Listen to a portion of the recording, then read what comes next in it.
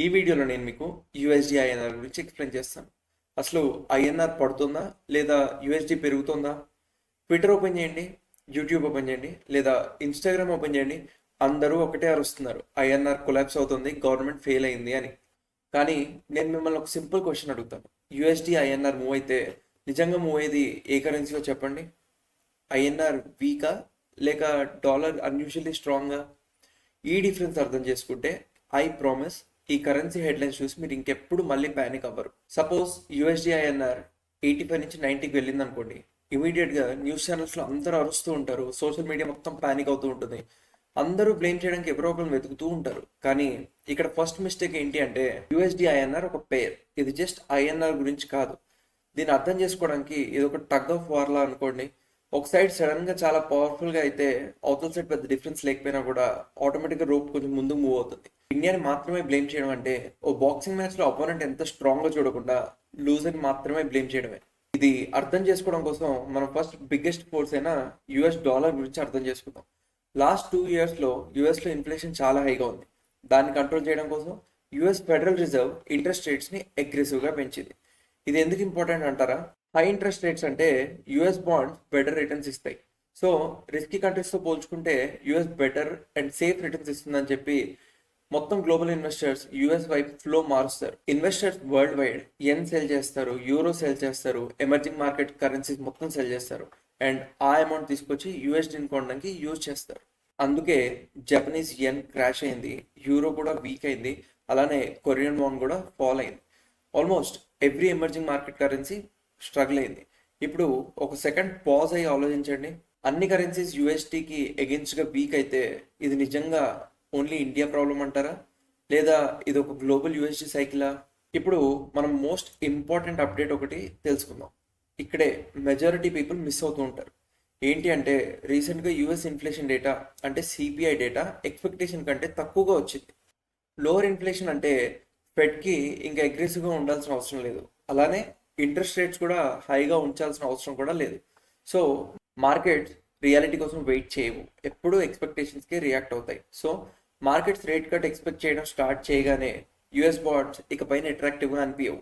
So దానివల్ల global investors మొత్తం USD వెనకాల పరిగెత్తడం మానేస్తారు అండ్ అలానే యూఎస్డి స్ట్రెంత్ స్లోగా కూల్ డౌన్ అవుతూ ఉంటుంది. అందుకే మనం ఎప్పుడైనా అబ్జర్వ్ చేస్తే స్టాక్స్ రైజ్ అవుతూ ఉంటాయి, గోల్డ్ స్టెబిలైజ్ అవుతూ ఉంటుంది అండ్ యూఎస్డి మూమెంటం కోల్పోతూ ఉంటుంది.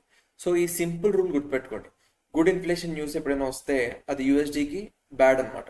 సో కరెన్సీస్ ఎప్పుడు కూడా సైకిల్స్లో మూవ్ అవుతూ ఉంటాయి అండ్ యూఎస్డి ఫర్ ఎవర్ స్ట్రాంగ్గా ఉండదు. ఇప్పుడు మనం ఐఎన్ఆర్ సైడ్ అర్థం చేసుకుందాం అండ్ ఇది ఎమోషన్ కాదు, రియాలిటీ. ఇప్పుడు ఇండియా గురించి ఆనెస్ట్గా మాట్లాడుకుంటే ఇండియాలో కొన్ని స్ట్రక్చరల్ రియాలిటీస్ ఉన్నాయి. అవి ఏంటి అంటారా? మనం ఆయిల్ ఇంపోర్ట్ చేసుకుంటాం, దానికి డాలర్స్ కావాలి, అలానే మన ట్రేడ్ డెఫిసిట్లో ఉంది. ఇవి కొత్తగా వచ్చిన ప్రాబ్లమ్స్ కాదు, ఎప్పుడో డికేడ్స్ నుంచి ఉన్నాయి. కానీ ఇండియాకి స్ట్రాంగ్ స్ట్రెంగ్త్స్ కూడా ఉన్నాయి. ఏంటి అంటే చాలా కంట్రీస్తో కంపేర్ చేస్తే strong GDP growth rate, large forex reserves and also చాలా ఎక్స్పీరియన్స్ అండ్ ఎప్పుడూ యాక్టివ్గా ఉండే సెంట్రల్ బ్యాంక్. ఇక్కడే మనకు ఒక కాన్సెప్ట్ వస్తుంది అండ్ ఇది చాలా మందికి అర్థం కాదు. అదేంటి అంటే మన ఇండియాలో మనం మేనేజ్డ్ డెప్రిషియేషన్ అని ఒక పాలసీ ఫాలో అవుతాం.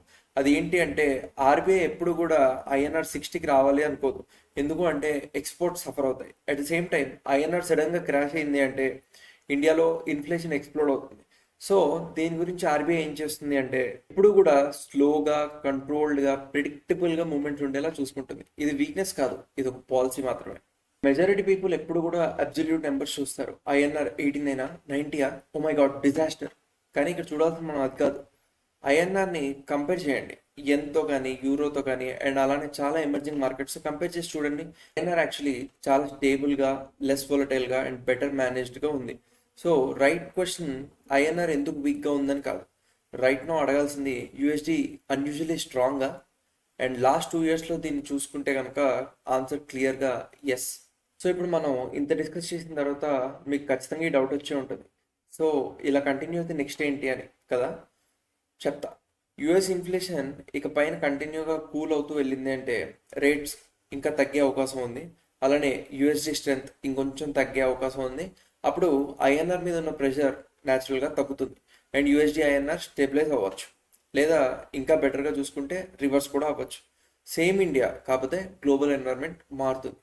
సో ఇప్పటిదాకా మనం డిస్కస్ చేసిన ఒక చిన్న సమ్మరీలా చెప్పాలి అంటే, రీసెంట్ యూఎస్డి ఐఎన్ఆర్ మూవ్మెంట్ ఏదైతే ఉందో అది రఫ్లీ 70% global USD strength and 30% domestic factors వల్ల.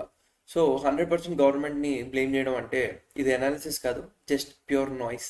ఈ వీడియో మీకు యూఎస్డి ఐఎన్ఆర్ గురించి డిఫరెంట్గా ఆలోచించడం లేదా బెటర్గా అర్థం చేసుకోవడానికి ఉపయోగపడినట్టయితే కనుక ప్లీజ్ లైక్ చేయండి, సబ్స్క్రైబ్ చేయండి.